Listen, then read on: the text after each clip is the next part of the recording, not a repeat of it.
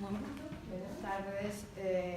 Como ha dicho Antonio, pues estamos en esta conmemoración del Día Mundial de la Filosofía, mundialmente, es decir, en muchos países. Y además tiene, no sé, no creo que fuera por eso por lo que lo puso la UNESCO, no sé qué le dieron a los de la UNESCO para que instauraran un Día Mundial de la Filosofía, pero en fin, si está bien, ¿no? Nos vamos a alegrar. Y también no sé qué le ha dado a nuestros políticos en España, que por fin han rectificado y después de que habían dicho que sí a quitar la filosofía de la secundaria, pues ahora han dicho que sí a ponerla, ¿no? Y además se han puesto todos de acuerdo, por unanimidad se aprobó esto, cosa que sería bueno que lo usaran en otras circunstancias también necesarias para la sociedad, pero nosotros, amantes de la filosofía, nos hemos alegrado. Y yo digo que no sé por qué pusieron en noviembre, pero sí me gusta recordar que había una tradición de las escuelas neoplatónicas, es decir, posteriores a Platón, que siguieron con sus enseñanzas, en que se conmemoraba el 7 de noviembre el cumpleaños y la muerte de Platón. Entonces se hacía pues algo parecido a lo que tuvimos hace 2 días. Muchas de las veces, en el caso de la Escuela Neoplatónica de Florencia, de Marsilio Ficino, pues hacían una representación del banquete de Platón. Ellos eran más atrevidos que nosotros nos limitamos a reproducir, claro está, resumido, los textos del diálogo del banquete, ¿no? Ellos eran más atrevidos porque cada uno hacía de los intervinientes y tenían que hacer un elogio al amor. Menos mal que no se quedó tampoco el texto, porque también dirían cosas, lo que primero se les podía ocurrir, tenían que improvisarlo, ¿no? Y nosotros, a modo de banquete filosófico, pues tenemos esta programación, y hoy, pues también siguiendo lo que decía Ficino, que decía que la mejor compañía, él lo decía para los jóvenes, pero también para los jóvenes de espíritu, era la compañía de Sócrates. Entonces nosotros, pues hoy vamos a tener un ratito de compañía de Platón, siguiendo la compañía de Platón que tuvimos el martes. Y empezando por la idea de, bueno, hemos tomado lo de la inmortalidad, el alma, tal. Luego me levantaré otra vez, porque me gusta ver todas las caras, y aquí ya como soy chiquitilla, veo nada más que unas pocas, no me levantaré. Bueno, entonces lo vamos a hacer teniendo en cuenta que son los temas preferidos de Platón. La inmortalidad, el alma y el amor son los 3 temas, que casi todos los temas platónicos son transversales. Tomemos el diálogo que tomemos, nos vamos a encontrar con una idea nueva, con una idea repetida, ya dicha antes, pero en una temática que se atraviesa prácticamente todos los diálogos. Pero como había que elegir, porque claro, no vamos a hacer una especie de trabajo erudito, pues esto lo dice en el Nutrifón, esto en el Eutidemo, esto aquí, esto allí, pues yo lo que he hecho ha sido tomar los 3 diálogos que a mi juicio son los que están más vinculados a esta temática. También para mí creo que son los más conocidos, o no, de Platón, porque hasta qué punto Platón es conocido. Yo me tengo por una lectora de Platón y cada vez que leo algo me impresiono yo misma de decir, qué barbaridad, y esto como no lo he leído antes, porque tiene ese don de incluir las más sublimes observaciones en conversaciones que a lo mejor no tienen mucho que ver, ¿no? Es como si hubiese ido metiendo, ¿no?, una especie de vetas de metales preciosos dentro de unos minerales, ¿no? Y dejar que el lector, en este caso, en su caso los que lo escuchaban o los que conocían sus obras directamente, vaya descubriéndolo. Porque si hay algo lejano a la figura de este filósofo es el dogmatismo, ¿no? Es el decir, esto es así, te guste, no te guste, esto es así. No, hay, ya sabemos, un método dialéctico que está basado en las maneras de interpelar a los viandantes de su maestro. Bueno, pues estos 3 estos tres diálogos son el Fedón, el banquete y el Fedro. Y claro, yo como tampoco voy a dar una clase teórica de estos temas, porque no me apetecía, ¿qué he hecho? Pues he tomado algunas frases de cada uno de estos diálogos que me parecen significativas. Y a ver si entre todos llegamos a algunas conclusiones. ¿Qué pasa con el Fedón? El Fedón es, bueno, también dicen los estudiosos que hay como una especie de continuidad de uno al otro. Pero la escena y lo que se representa, ya sabemos que hay una dramaturgia en muchos de los diálogos de Platón, en otros menos, pero en estos hay bastante escenografía. El caso del Fedón es el que tiene lugar cuando Sócrates está en la cárcel y está a punto de tomar la cicuta, es decir, los minutos anteriores a su muerte. Tiene también el hecho, hay muchos misterios en todo esto de cómo lo elabora, ¿no? Porque no es que haya alguien que está allí que lo cuenta, ni lo cuenta tampoco Platón, sino que lo cuenta uno que habló con uno que estuvo, ¿no? Porque eso es muy típico de Platón, te da como una tercera versión. ¿Por qué no se ponen de acuerdo los estudiosos sobre qué hay detrás de esa costumbre de poner un interlocutor que ese se lo ha contado otro interlocutor y a ese se lo contó otro interlocutor? A veces hay hasta cuatro, y dice uno, ¿cómo se acordaba, ¿no? Bien, entonces, en el Fedón está claro que lo más importante de todo, el tema que podríamos hablar aquí, pero ya vuelvo a decir que está todo relacionado, pues es el ejemplo de un Sócrates que no le tiene miedo a la muerte. O sea, lo más importante de todo es el mensaje de Sócrates viviendo la vida filosófica y mostrando que está contento de irse al Hades, ¿no? Está feliz, siente que va a estar muy bien, ¿no? Y que no le tiene miedo a morir, a pesar de que todos sus discípulos que están con él pues, se sienten muy apesadumbrados. Pero toda la conversación va siempre en torno a esa idea de una muerte vivida con alegría. Por lo tanto, hay muchos detalles de ironía, hay muchos detalles de tranquilidad, de estar hablando de cosas. No están hablando todo el rato de la muerte, ni muchísimo menos. Hablan del alma, sobre todo. De hecho, cuando catalogaron este diálogo, le pusieron el alma, ¿no? Porque de lo que habla Sócrates es su tema favorito, ¿no? Es el alma. Y ahí, pues, ¿qué nos va a decir básicamente? Pues, en primer lugar, pues, extraemos de esas, aparte de que cuenta muchas otras cosas, es decir, es un diálogo densísimo, con muchísimos contenidos, pero como hemos acotado estos tres temas del amor, de la inmortalidad y del alma, pues vamos a quedarnos ahí, vamos a ir allí que dice, ¿no? Y aquí la primera idea que lanzamos es que el problema que tenemos los seres humanos es el apego que le tenemos a todo lo físico y al cuerpo especialmente. Así de claro. Tanto es así que llega a decir guerras, revueltas y batallas, ningún otro las origina sino el cuerpo y los deseos de éste. Pues a causa de la adquisición de riquezas se originan todas las guerras y nos vemos forzados a adquirirlas por el cuerpo, siendo esclavos de sus cuidados.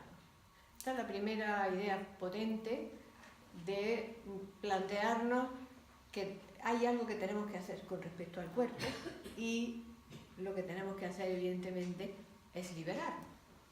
Y dice, por eso no tenemos tiempo libre para la filosofía, con todas esas cosas suyas. Incluso hay un momento que dice, bueno, y hay momentos en que ya nos hemos conseguido como desprender un poco, liberarnos de toda esa esclavitud de lo físico y estar más en contacto con las cosas del alma. Pero, ¿cómo se las arregla el cuerpo? Que otra vez nos atrapa, ¿no? Está como persiguiéndonos y nos atrapa. Claro, las conclusiones son tremendas, porque dice que nos perturba tanto que no nos permite ver la verdad. Nos distorsiona todo lo que podamos ver. Y ahí, claro, ¿qué le pasa al cuerpo? Que el cuerpo muere. Entonces, como el cuerpo muere, nosotros, y como nos identificamos con el cuerpo, pues, ¿dónde ponemos la inmortalidad? Y ahí, bueno, el diálogo es cargadísimo de reflexiones, pero en realidad lo que viene a decir sobre todo es que si nosotros nacemos, nada nace de la nada. Si nuestro cuerpo nace, es porque ese cuerpo tiene un alma que se reviste de ese cuerpo. Y esa alma que aparece en el momento del nacimiento desapareció de su cuerpo anteriormente en el momento de la muerte. Y pasó un tiempo en el Hades esperando la nueva oportunidad del volver a renacer. Esta doctrina, de alguna manera, pues es bastante revolucionaria, que Sócrates la dice a través de Platón, o mejor, sí, a través de Platón, porque la idea de que el alma no muere con la muerte, la idea de la inmortalidad del alma, pues no era una idea que estuviese difundida en el mundo griego antiguo, ¿no? No era algo que todo el mundo lo sabía, ni mucho menos. Bueno, ahora tampoco, pero entonces, para conocer la idea de la inmortalidad, para conocer todo lo que trae consigo la idea de la inmortalidad, pues se requería una preparación en una serie de disciplinas que sirvieran para entender, para dominar el propio cuerpo, para purificarse y para entender si yo domino de mi cuerpo, desde dónde lo estoy dominando, desde mi alma, y mi alma qué es. Y toda esa doctrina, toda esa enseñanza se daba en los llamados misterios, que en la época de Platón ya tenían una cierta decadencia, pero estaban todavía vigentes los misterios órficos. Y realmente los ritos y las prácticas mistéricas estaban encaminadas a la vivencia por parte de los individuos, de los misterios, los que recibían estas iniciaciones, la vivencia de ser consciente, de llegar a un punto de conciencia en que se identificase con eso que está más allá del cuerpo, más allá de las emociones, más allá incluso de la mente. Entonces, poner el punto de conciencia ahí. Eso era lo propio. Tan es así que dice: y puede ser que quienes nos instituyeron los cultos mistéricos, dice Sócrates, no sean individuos de poco mérito, sino que de verdad, de manera cifrada, se indique desde antaño que quien llega impuro y no iniciado al Hades yacerá en el fango, pero que el que llega allí purificado e iniciado habitará en compañía de los dioses. Ahora bien, como dicen los de las iniciaciones, muchos son los portadores del tirso, pero pocos los vacantes. Es decir, pocos los que de verdad participan en esos ritos. Y estos son, en mi opinión, no otros, sino los que han filosofado rectamente. De ahí que aparece en varios momentos en el diálogo la idea de que la filosofía es una preparación para la muerte. O sea, la filosofía nos prepara para bien morir. Y la cuestión está, que es algo muy fuerte también, muy potente, el que según se ha vivido, así será lo que le espere después de morir. No es que todo el mundo va al mismo sitio y allí hay una especie de almacén de almas que están esperando hasta que llegue el momento de venir otra vez. No, sino que hay una vida después de la muerte que va en consonancia con la vida que se ha tenido antes de la muerte. Por eso dice que si llega uno que no está del todo purificado, si está atado completamente a su cuerpo, está identificado totalmente con lo material, en ese mundo del Hades no va a tener nada que hacer. Va a estar dormido, metido en el fango, pone ya una cosa horrorosa. De manera que, en el fondo, todo el discurso de Sócrates va a ser el que es la filosofía, la que nos va a permitir vivir estos ritos. En concreto, dice algo precioso sobre la filosofía y la sabiduría. Dice, cuando ella examina las cosas por sí misma, el alma, cuando se ha liberado de ese cuerpo, se dirige a lo que es puro. Esto es muy bonito también, es decir, si uno se purifica, va a tener afinidad con lo puro. Si uno se envilece, va a tener afinidad con lo vil. Dice, si se dirige a lo que es puro, eterno, inmortal, inmutable, como es de la misma naturaleza, se une y estrecha con ello cuanto puede y da de sí su propia naturaleza, ¿no? Cada uno tenemos, digamos, la posibilidad, según seamos, de acercarnos lo más posible a lo puro o no. Entonces cesan sus extravíos, se mantiene siempre la misma porque está unida a lo que no cambia jamás y participa de su naturaleza, y este estado del alma es lo que se llama sabiduría. Otra cosa muy interesante, estado del alma, sabiduría, la sabiduría como estado del alma libre, liberada. Esto tiene una serie de connotaciones interesantes, y es que el alma en su liberación, en su proceso liberador o purificador, se encuentran con algo que es la reminiscencia. Es decir, eso tan bonito que hemos citado muchas veces, que lo viene a decir en un momento dado en el Fedón, conocer es recordar. Es decir, hay algo parecido al recuerdo en esas cosas que conocemos, no como se hace una paella, eso no, pero en ciertos elementos espirituales, en ciertos conocimientos metafísicos elevados, hay algo en nosotros que se despierta, que hay como, lo explica muy bien Platón, lo dice, si uno al ver algo determinado, o al oírlo, o al captar alguna otra sensación, no solo conoce aquello, sino además intuye otra cosa de la que no informa el mismo conocimiento, sino otro, no diremos justamente que la ha recordado a esa de la que ha tenido una intuición. Relaciona la intuición con el recuerdo. Luego, eso, aquí no hay mucha explicación al respecto. Vamos a tener que ir al Fedro luego a enterarnos por qué. Porque eso, el Fedro explica mejor la reminiscencia. Bueno, no mejor, le da algunos datos mejores para entender lo que es la reminiscencia. El caso es que dice, si existen las cosas de que siempre hablamos, lo bueno, lo bello y toda la realidad de esa clase, y a ella referimos todos los datos de nuestros sentidos, y hallamos que es una realidad nuestra subsistente de antes, y estas cosas las imaginamos de acuerdo con ella, es necesario que así como esas cosas existen, también exista nuestra alma. ¿Qué dice con esto? Esto también es interesante, porque a veces cuando nos ponemos negativos de que la humanidad va a la catástrofe y qué sé yo, pues no tenemos muchas veces en cuenta que hay ya unas ideas que están arraigadas en nosotros. Cualquier persona ajena a la filosofía puede decir, fulano es una buena persona. Hay algo que nos permite reconocer en esa alguien que es bueno, lo bueno. O decimos, tal persona es bella.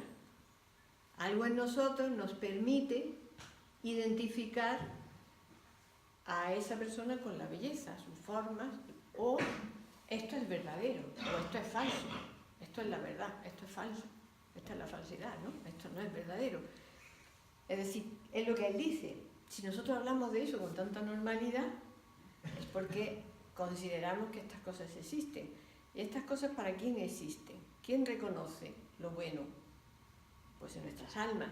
¿Por qué? Porque lo conocieron con anterioridad, porque lo llevan dentro, está dentro de nosotros esa idea de la bondad. Así, nadie tiene que decirnos qué es lo bueno y qué no, en principio, sino que uno va descubriéndolo. Entonces, en ese sentido, esa reminiscencia, pone otro ejemplo muy bonito, que si ves a alguien que va llevando un instrumento musical y tú amas a alguien que toca ese instrumento, apenas veas ese instrumento, vas a recordar a esa persona. Es como una... Ahí está también dentro el tema del amor, ¿no? El amor siempre va pasando, siempre va llegando de una manera o de otra en los diálogos platónicos. Pero si hay uno donde llega y se instaura, es en el banquete. Y ahora vamos a pasar al banquete. que por cierto nos dimos un buen banquete el martes, un banquete de banquete. Y en el banquete también hay aquí quiero destacar un detalle muy interesante, muy sugerente, que Giovanni Reale lo destaca también en su comentario al banquete de Platón, que es lo que va a pasar antes de que llegue el banquete, y es que, como siempre pasa, Apolodoro, que es el que lo cuenta, habla de Aristodemo, que fue el que se lo contó, etc., ¿no? Y entonces Sócrates se encuentra con Aristodemo y le dice: voy a ir a casa de Agatón porque va a celebrar el premio que le dieron ayer. Y entonces, acompáñame. Porque el otro dice: no, pues a mí no me ha invitado, pues vente conmigo. Entonces van los dos y el otro dice: hombre, qué interesante, porque Agatón era un autor teatral muy famoso, tal. Y entonces, cuando están llegando a la casa de Agatón, pues Sócrates se distrae y se había puesto sandalias, cosa muy impresionante, porque Sócrates iba siempre descalzo. Y ese día dice: me he duchado, no, eso no lo dijo, pero me he limpiado, me he puesto la túnica nueva, me he puesto las sandalias, porque, bueno, tenía interés en ir a la casa de Agatón. Porque él había intentado verlo el día anterior y había mucha gente, y a Sócrates tantas masas no le divertían, ¿no? Bueno, todo eso pasa antes. Y resulta que se queda atrás. Y llega Aristodemo, llega sin que le hayan invitado, y dice: oye, ¿qué tal? ¿Cómo estás? Nos estamos muy cordiales. Y le dice: pues yo es que venía con Sócrates. Se vuelve y Sócrates no estaba, y lo mandan buscar, y se había quedado como absorto. Esta cosa de quedarse absorto Sócrates también es otro de los que aparece en varios discursos y varios diálogos, porque era un momento en que es como sentía esa inspiración, ¿no? Y entonces ha sentido algo Sócrates y se ha tardado tanto, se queda allí, que no había manera, lo van a buscar varias veces hasta que se ponen todos a cenar y llega ya a casi la mitad de la cena. O sea que no tuvo, como luego va a decir, ¿cómo se llama? Alcibíades, que podía estar varios días así, eso no, pero sí está un buen rato como dentro de sí mismo, reflexionando, ¿no? Pensando. Bien, entonces ahí, como es sabido, pues se está celebrando ese banquete, son todos unos grandes oradores, unos grandes poetas, qué sé yo, a ver cuál es el que da el mejor discurso.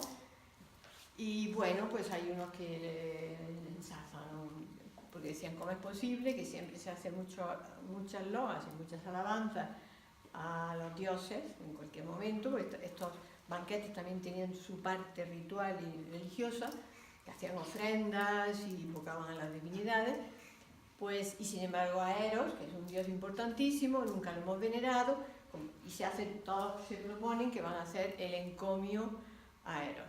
Claro, aquí, para no alargarlo, vamos a ir veo allí a nuestra Diótima particular, la que nos hizo de Diótima el otro día.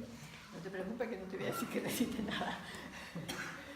Pero vamos a esa parte fundamental, porque han estado hablando unos y otros, no hay una dialéctica, aunque hay pequeños dialoguitos en ese acto, pero realmente lo que se dan allí son discursos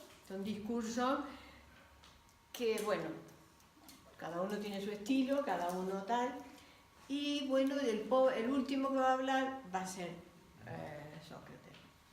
Y entonces Sócrates pues cuenta la enseñanza que le dio esta sacerdotisa de Mantinea, Diótima de Mantinea, cuando estuvo en Atenas.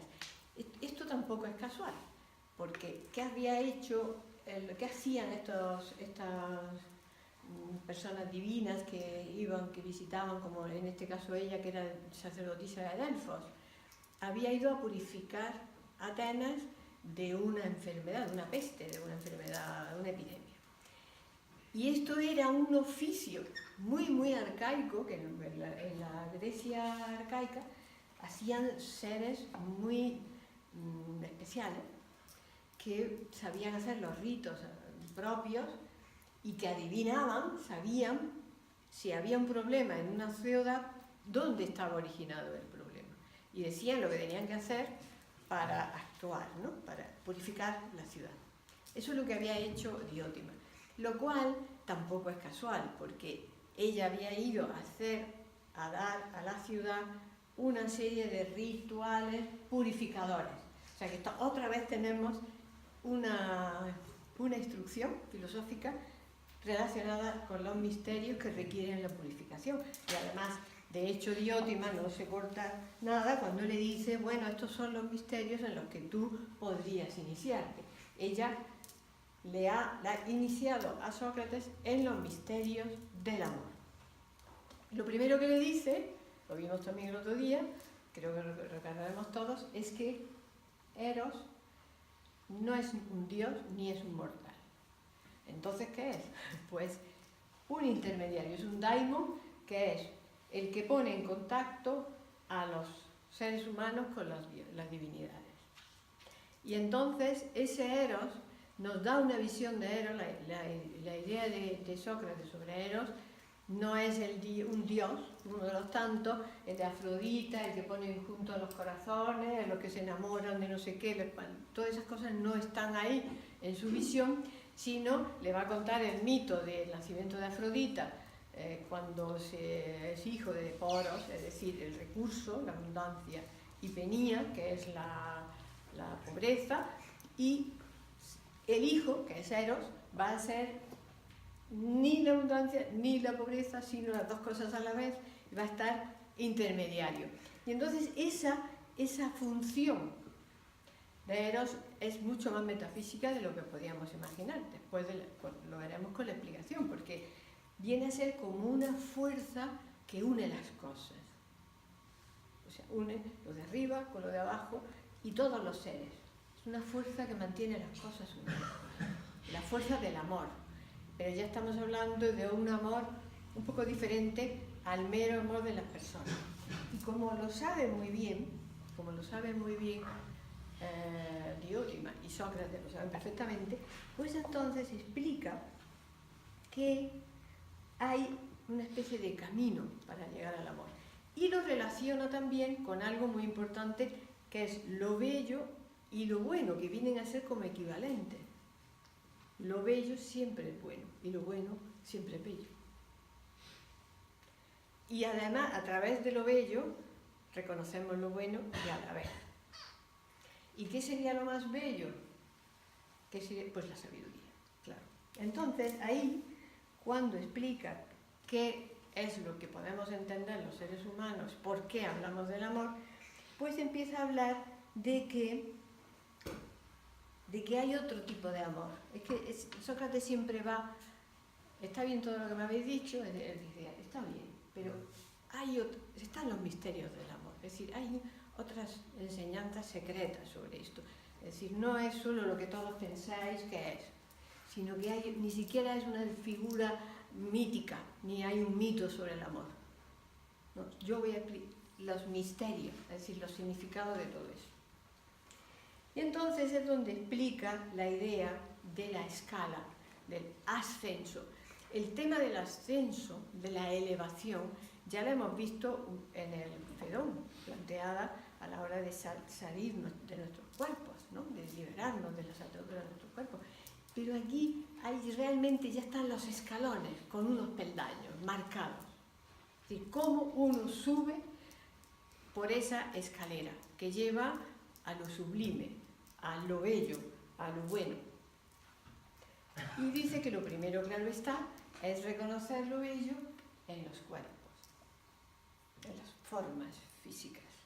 Es la base primera, la belleza en los cuerpos. Esa belleza que amamos en los cuerpos dice que nos empuja a engendrar según los cuerpos.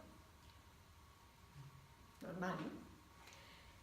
Entonces dice que vale, está bien, que hay, pero ¿por qué engendramos según los cuerpos?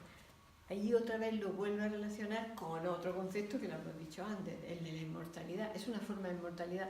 La inmortalidad que los griegos conocían era esa. Está en Homero cantidad de veces, como siempre dice, la memoria de la gente. tus descendientes, tus hijos y los hijos de tus hijos hablarán de ti, las obras que tú realizarás se quedarán y te convertirán en inmortal, ¿no? O sea, era como una categoría de la inmortalidad, era algo que se alcanzaba, que no se tenía. Pero Platón le da otro enfoque. Entonces uno empieza con esa belleza. Uno se ve, a lo mejor, dice, uno ve la belleza en un cuerpo, en otro, en muchos. Y el empezar a reconocer la belleza según los cuerpos también permite que se reconozca la belleza según las almas. Eso a veces lo usamos, esto es algo muy normal para nosotros. Fulanita es bella, pues tú has visto lo guapa que es físicamente, pues más guapa es por dentro, eso lo decimos muchas veces, o más guapo, ¿no? Es bella por fuera, pero es más bella por dentro.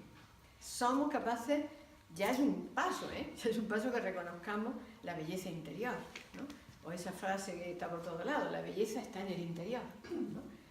Porque presumimos que lo que vemos es el reflejo de algo que no vemos, pero que se hace visible a través de lo físico.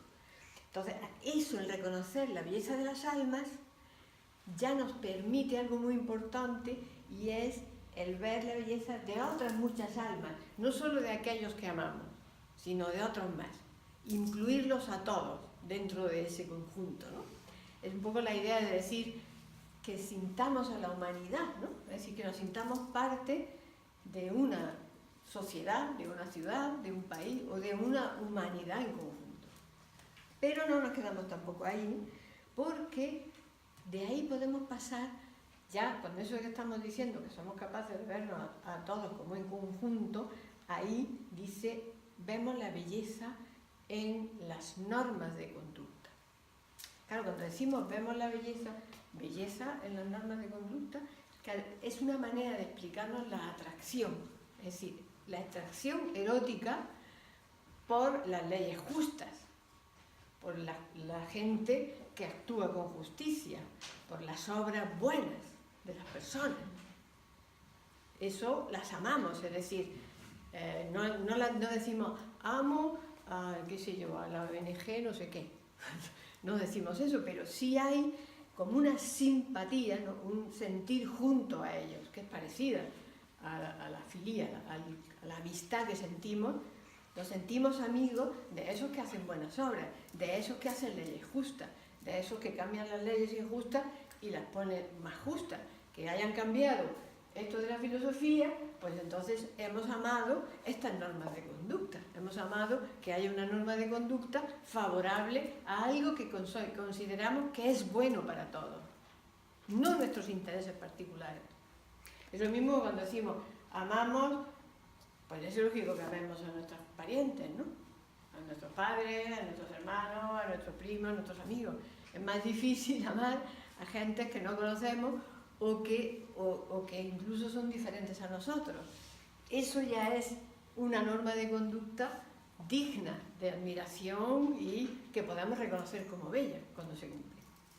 Luego también pasa a la siguiente escalera, al siguiente escalón, que son las ciencias, el amor a la ciencia.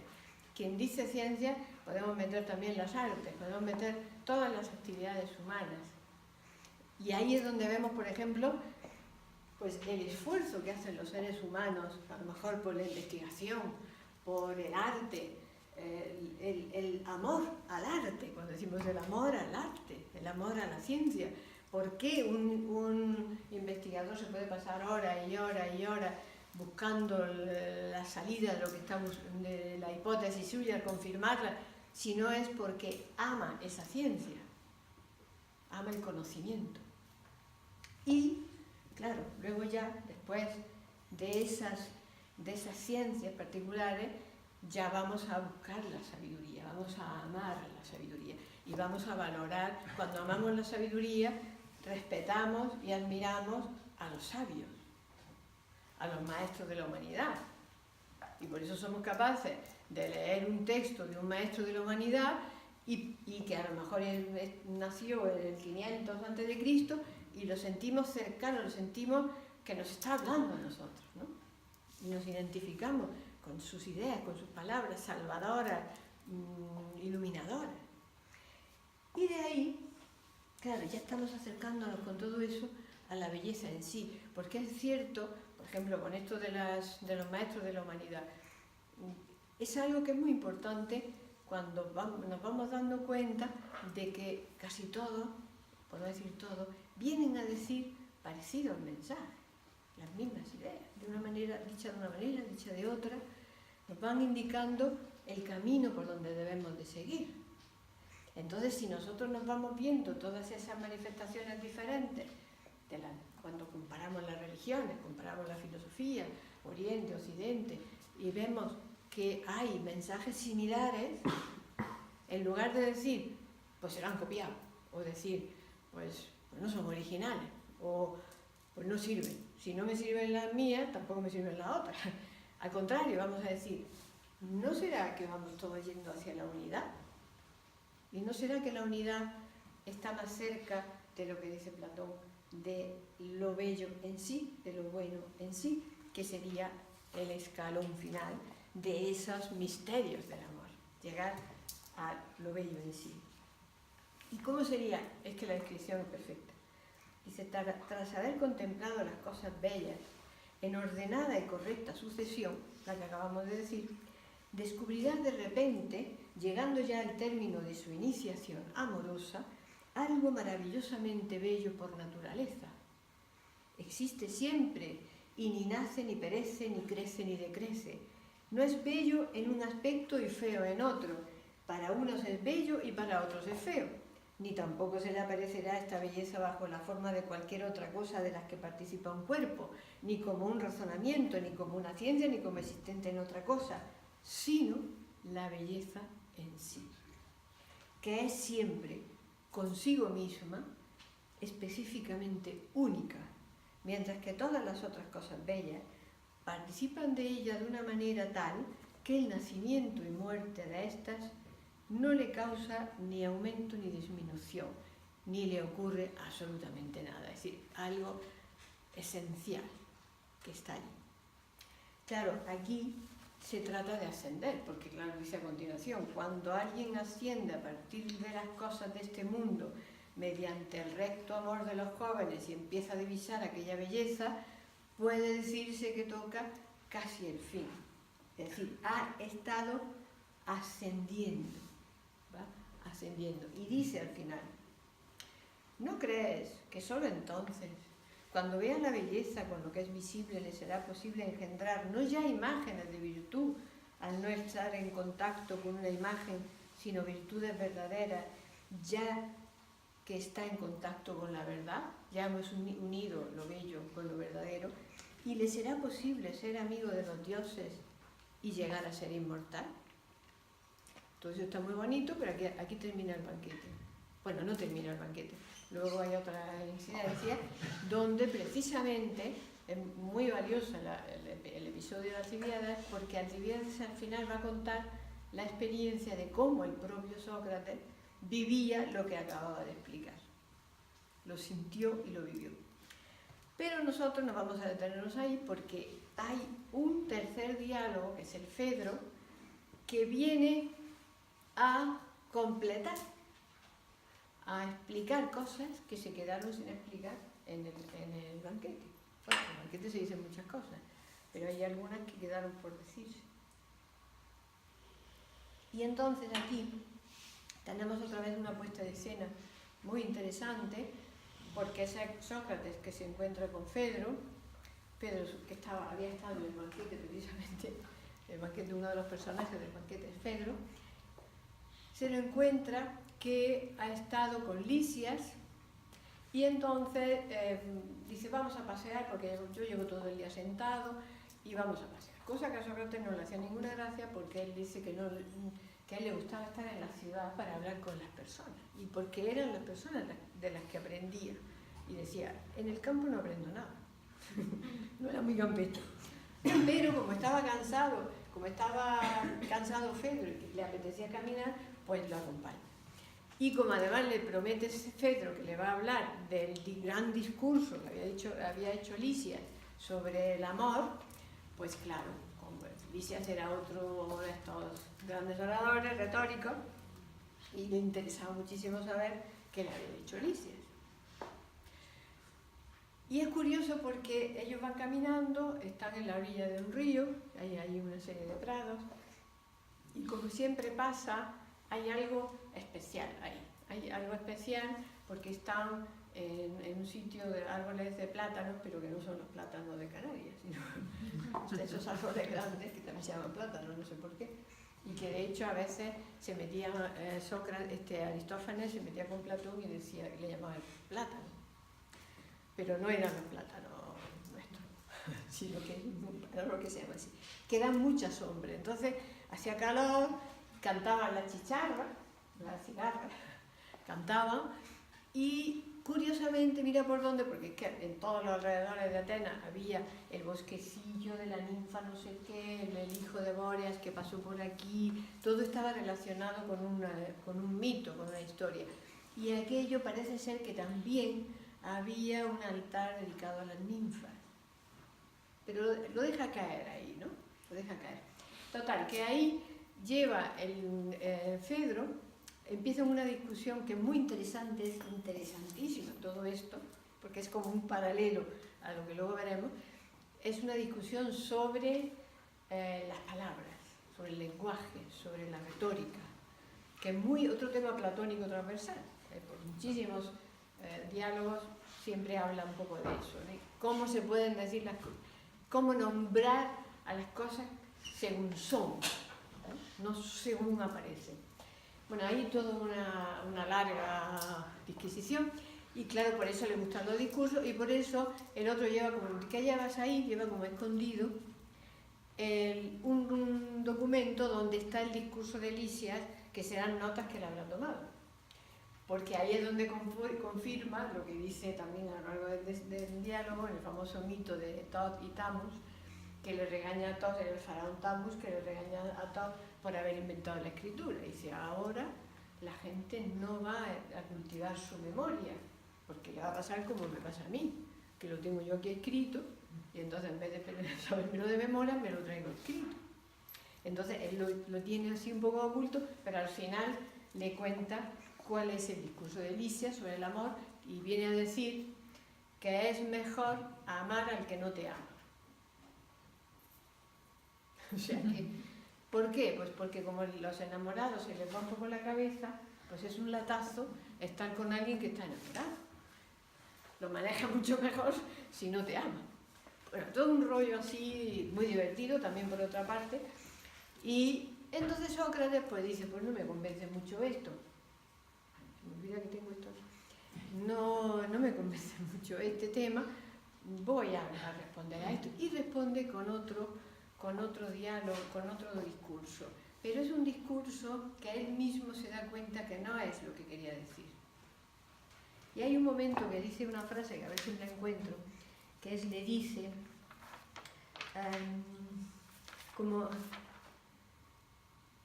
dice, parece divino este lugar, de modo que si en el curso de mi exposición voy siendo arrebatado por las musas, no te maravilles, le dice a Fedro, pues ahora mismo ya empieza a sonarme todo como un titirán. Es decir, Sócrates entra como en otro estado de conciencia. De hecho, él se da cuenta de eso, pero aún así le contesta un poco como en la misma línea de interpretación, pero ya planteándole cosas que no está de acuerdo con ellas, con lo que había dicho Lisis. Porque el problema que tiene la retórica es que es lo que él dice, están dichas de una manera tan bonita que te olvidas de plantearte si lo que dices es verdad o no. Entonces tienes que estar un poco ante los discursos, un poco en guardia, para ver si, para someterlos a prueba, ¿no? Pero en eso, que después de esto se cubre con el manto, que es una señal también de que no vaya a ser que diga yo alguna cosa que no le guste al Dios, entonces me tapo. Pero después de terminar él su discurso, el propio Fedro siente que le quedan cosas por decir. Y ahí es donde ya se quita digamos, la toca y dice, bueno, estaba a punto de cometer un error muy grave, me iba a ir sin decir realmente lo que yo tenía que decir, ¿no? Entonces da su tercer discurso. su segundo discurso, tercero del diálogo. Y entonces ahí es que, bueno, es una maravilla. Bueno, dicen Emilio Lledó, que es uno de nuestros grandes especialistas en Platón en España, dice que es el más grande de los diálogos platónicos, no sé, junto con el banquete y junto con el Fedón, pero que es la cumbre, es como la cumbre, porque está tan lleno de cosas, de sugerencias, que es una maravilla.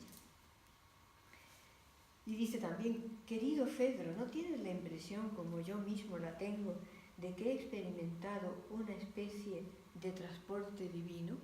O sea, rodea lo que va a decir, en su segundo discurso, lo que va a decir, lo rodea de alusiones a esa inspiración, a esa especie de sensación que ese daimon que él tenía siempre, que le inspiraba, pues le ha señalado. Y de hecho en algún momento lo dice también. Y bueno, pues quizá lo más importante del Fedro,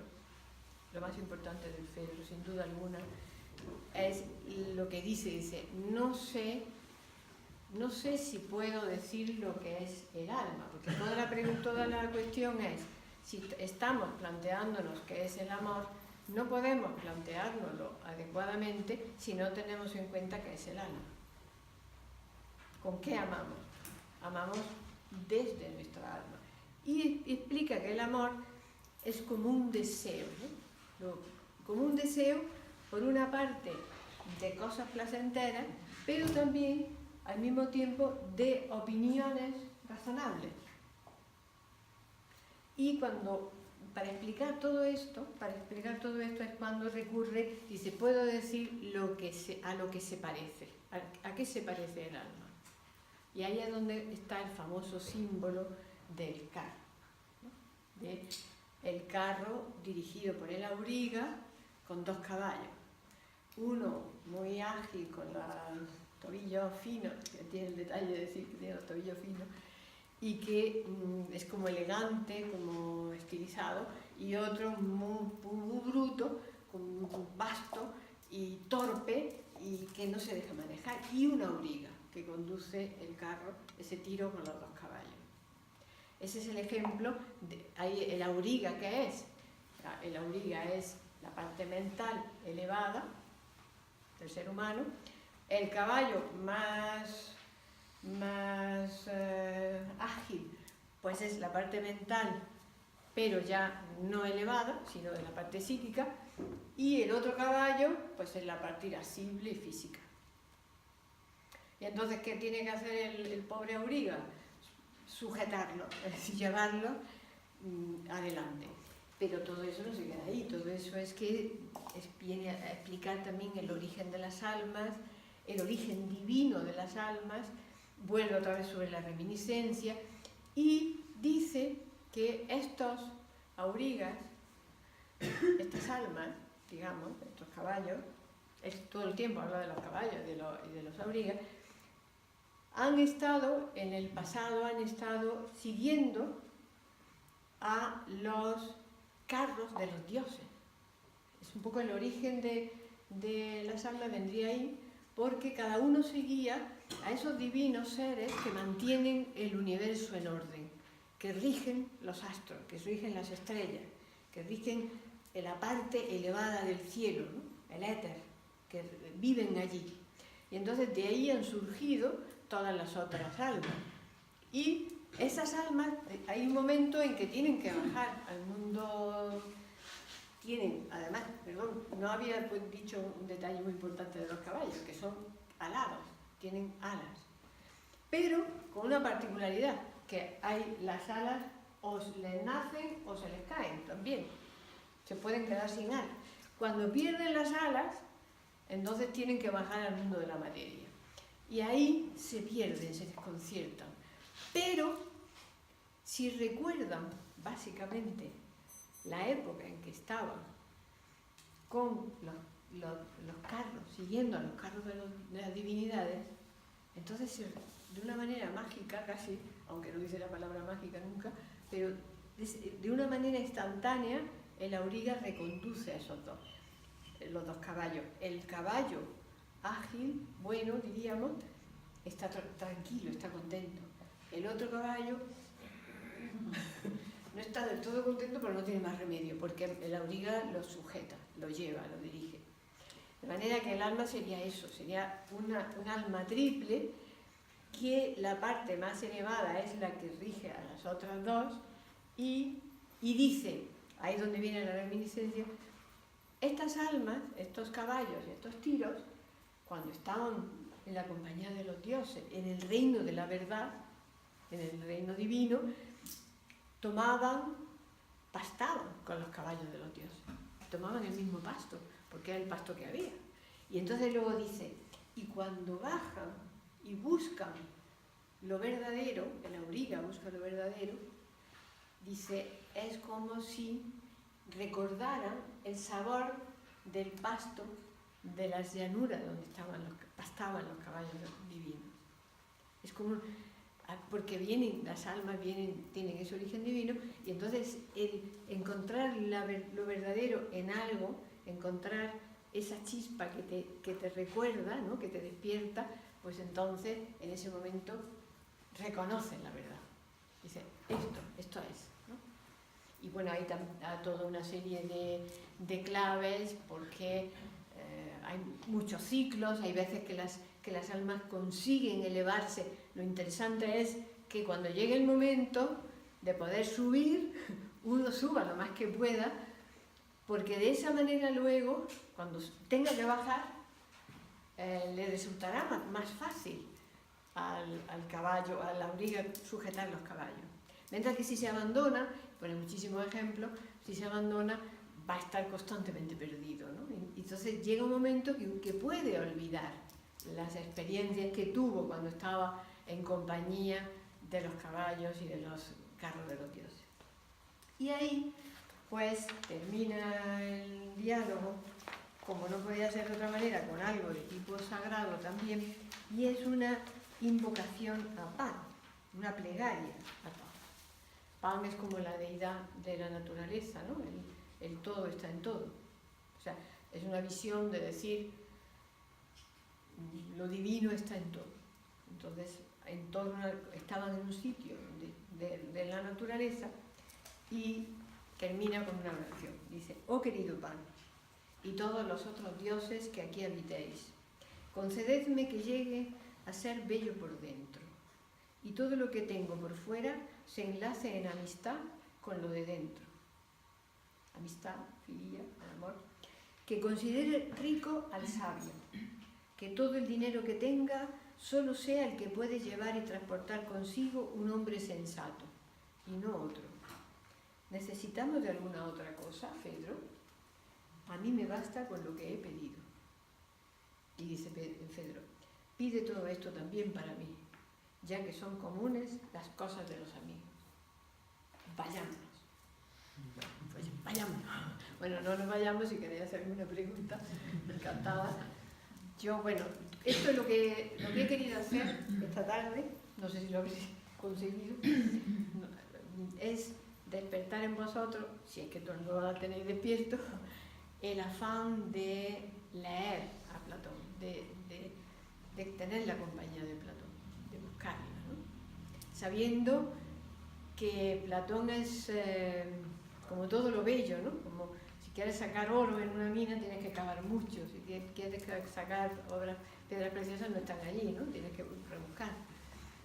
Hay que ponerse en sintonía con esos seres que están allí hablando, ¿no? Y con el que los escribe, ¿no? Entonces yo quería animaros para eso, porque el camino, según hemos visto, es complicado. El camino del descubrimiento de la verdad es difícil, ¿eh? Porque hay todo este problema de que estamos en un mundo que continuamente nos distrae, no solamente nuestras necesidades normales, sino también todo lo que nos rodea, ¿no? Que no va en el mismo sentido, ¿no? No estamos ni siquiera en la Atenas de la época de Sócrates estaba todo el mundo hablando de filosofía, porque a veces nos lo imaginamos todos como salen a veces en los cómics, ¿no? Que están ahí, están jugando al fútbol con las túnicas. No, había muchísima gente que esto era unos grupos muy pequeños, la mayoría no tenía esas inquietudes, se conformaba con los ritos que le habían dicho que tenían que hacer, pues sí, es verdad que era gente muy religiosa, pero ya está, ¿no? La filosofía era algo completamente ajeno. Yo creo que ni sabían que había filósofos. Pero qué fuerte debieron de ser que todavía 2000 y pico años después lo leemos y nos llega.